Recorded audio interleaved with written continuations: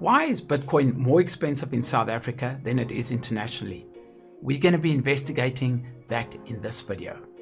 First of all, is it fair? Why does it occur? And can we take advantage of these higher prices? If that sounds good to you, smash the like button and stay tuned as we unpack this step by step. Good morning, everybody. Okay, let's get straight into this. First of all, one of the comments on my videos, and thank you very much, Mabiala Geofonse, I hope I pronounced that correctly, asks, hi, I checked one Bitcoin price is 171,000 Rand, whereas the price of Bitcoin in dollar is $9,390 US. And when you convert this price in Rand, you only have 161,256 Rand. Can I please have some clarification why there is a 10,000 Rand extra on the Bitcoin price in Rand? Now that is a very good question. Not only that, it's a question that I get asked very often, and I want to unpack that step by step. So first of all, let's have a look at the current prices and just see that that is in fact the case. Let's go to Coinmarketcap, and right now if we just quickly refresh, we can see we've got Bitcoin trading at $9,493 US. So what I'm going to do is I'm going to actually put that into the calculator. 9,493. Let's even take the cents, and 37. If we go to XOR, one of the sites that I use to get the Rand dollar price, if we quickly refresh, we can see we've got the Rand and trading to the dollar 1717. Okay, so let's bring that up and go times by 1717. We can see the international price of a Bitcoin would be 163,000 Rand. And if we go to Altcoin Trader and bring up the calculator, we can see that it is 172,000. So let's just do a quick subtraction there. 172, 249. And as you can see, we've got 9,247 Rand difference between Bitcoin internationally and in South Africa. Now, is this fair? So let's just go over what Altcoin Trader is and how this price is set. If you think that Altcoin Trader sets the price of Bitcoin, then you clearly do not understand how an exchange works. I or Altcoin Trader do not have a shop where we sell Bitcoin. These Bitcoins that we are selling are not ours. The Bitcoin belong to the community. So this is community members, traders like you, like anybody out there who wants to sell Bitcoin can go on and sell Bitcoin. Now, if you put your Bitcoin up for sale, you can choose whatever price you want to sell it at. If you want to sell it at R1,000,000 Rand per Bitcoin, you're welcome to put that on the exchange. I can assure you no one will buy it at R1,000,000 Rand. But if you put it at 150,000, you would sell it very quickly. But of course, why would you put it at 150,000? Because that is below market value. So is it fair? Absolutely. A market will always find equilibrium. Altcoin Trader do not put these prices on the site. We do not dictate the prices of any of the coins. Okay, so now, point to note, it is not only Bitcoin that has this difference, and this difference is normally between 4 and 8%. You will find this difference on all the coins, just about every coin. Now you might say, hang on, Richard, what about Tether? Do we also find this difference, the difference in price on Tether? Because surely one Tether equals $1, and we know the price of $1 is 1717. Well, let's have a look, because my answer is yes. It is even on the stable coin Tether. As you can see, Tether 1790, which means Tether is also carrying that premium of between 4 and 8%. Okay, why is this the case? The answer is very simple. That is the cost of getting money out of the country. Capital controls in South Africa allow each individual natural person to take 1 million per year out of the country to invest or to do whatever you want to do. You can apply for a further 10 million, but the process of applying through SARS and the requirements that they have is very tedious, and you can go and do some research on that, but basically it's not viable. So every person has 1 million rand that they can send out of the country in a year, and they can use this to buy Bitcoin. Now, the costs of sending money out of the country to an international exchange, and a lot of people have asked me in the comments, what exchanges do I recommend? I don't recommend any. I can say in the past I have been successful with Kraken or Kraken, however you want to say it, and of course Bittrex. Now, there is, of course, always risk with using these exchanges, so don't take the recommendations from me. Please do your own research. What this would entail is going into your bank or communicating with your bank and seeing how you can actually send money internationally. So, if you are able to send money internationally, you are onto something and you have the possibility to make money.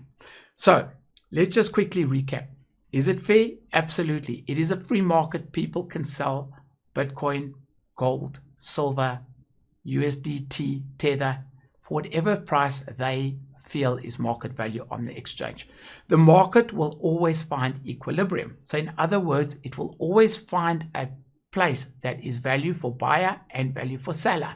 These prices are not dictated by a central authority like Altcoin Trader. These prices are dictated by the community. So, is there a way we can take advantage of a price that is too high? Absolutely. When you buy something low and you sell it high and you go between exchanges, we call this arbitrage. So, I'm going to try and simplify this down to the very, very basics. If you were a farmer and you imported apples from America, and apples cost 2 Rand in America, you could import them and you could sell them for 5 Rand. You would be called an apple importer. Now, of course, they would cost you 2 Rand, but there would be shipping fees, there would be custom fees, there would be this fee, that fee. And by the time you got the apple here, it might be closer to 4 Rand. Then selling it for 5 Rand would mean that you'd only get a 20% profit or a 1 Rand profit. Likewise, you can be a crypto importer or someone practicing arbitrage. If you are able to buy Bitcoin internationally, bring it to Altcoin Trader, sell it for a profit, you have made money via arbitrage. Now, is arbitrage easy and what is involved? Well, it's not easy. First of all, you have to have a couple of things. You have to have knowledge of how to do this, what exchanges to send it to, and the basic workings of how Bitcoin works, how international money transfer works, and so on. This knowledge is easily obtainable by speaking to your bank, by doing some of your own personal research, and by just being tenacious and not giving up. A lot of international exchanges are now offering the option where you can buy crypto via credit card. When you look into this option, you'll find that the credit card fees are normally around about 4%, sometimes higher, sometimes lower. But that basically makes it non-viable because those credit card fees eat up all the profit that you would be making with your arbitrage. So all that's left is actually sending money via your bank to an international exchange, purchasing the crypto, sending it back to Altcoin Trader and selling it. So you need knowledge. There's also a risk factor. What if when you are doing this whole process, which can take a couple of days of sending your money internationally, the Bitcoin price changes and your profit is gobbled up because of the change in Bitcoin price? Well, that's where risk comes in. Now, there are ways to get around the risk, and that would be to have Bitcoin on Altcoin Trader and to have funds in an international exchange. What you can simply do is at the point of buying, let's say you're buying a Bitcoin in dollars for $9,000 US, at that exact point, you sell your Bitcoin on Altcoin Trader without moving it. So you would have to have Bitcoin on Altcoin Trader. You buy, you know that there's a 10,000 Rand profit, you sell immediately, and then you can take your time moving the crypto or the fiat across exchanges. That eliminates the risk. And then, of course, there's expenses. And you're going to pick up expenses everywhere. Your bank is going to give you a US dollar to rand exchange rate, which might not be as favorable as the spot price that we see on international sites or like sites like XR. They might make it slightly higher. They will charge you fees. The international exchange will charge you some fees. Altcoin trader will charge you some fees. So you have to calculate everything into your profit margin to make sure that you are in fact actually making profit. Is it lucrative? I'm going to say yes. Now, guys, back in the early days in 2015, we were looking at arbitrage opportunities of around about 20%, and on some days even higher. So arbitrage traders that were doing it in 2015 were making a killing because it was really, really easy money. These days, a lot more people are doing it, and the market is finding equilibrium. So the margins are 4 to 8%, as I've mentioned before, and it is a tougher game. But it is still lucrative if you understand what you're doing, know the risks, and are able to do the transfers in a way that is businesslike and in a way that is responsible. There is a lot of money still to be made. Now, this price difference that we see in Bitcoin locally is not unique to altcoin trader. It is across the board. All South African exchanges are trading around about the same rate. Because if they weren't, you could simply buy Bitcoin on a local exchange and send it to another local exchange and also make a profit. But you will find that all local exchanges trade more or less the same price because people, the community, is setting the prices. So let's talk about countries like Zimbabwe, Nigeria, and so on. The prices of Bitcoin in those countries is even higher and sometimes dramatically higher. And this, once again, is because it is difficult to get money out of the country. So you could send your money to Zimbabwe or your Bitcoin to Zimbabwe, and you could sell Bitcoin at a really, really good price. You would make a good profit. But getting that money back into South Africa is very difficult, if not impossible. So it can very much end up being a pointless exercise. Why would you do that if you are going to trap your money? Because you have to buy the Bitcoin at an exorbitant price and send it back at a low price, so you would be even. Guys, there are opportunities. Bitcoin arbitrage and the difference in price is something that will diminish over time. And I think it will take years. It depends very much on the South African Reserve Bank's attitude to capital controls and how they are going to ease up on the flow of funds across the border of South Africa. I hope that I have simplified it and answered a lot of the questions as to why not only crypto, but stable coins and the likes are more expensive in South Africa and even more expensive in Zimbabwe and more expensive in Nigeria than they are internationally. Hope this makes sense. I hope this inspires you to start thinking about arbitrage trading and how you can take advantage.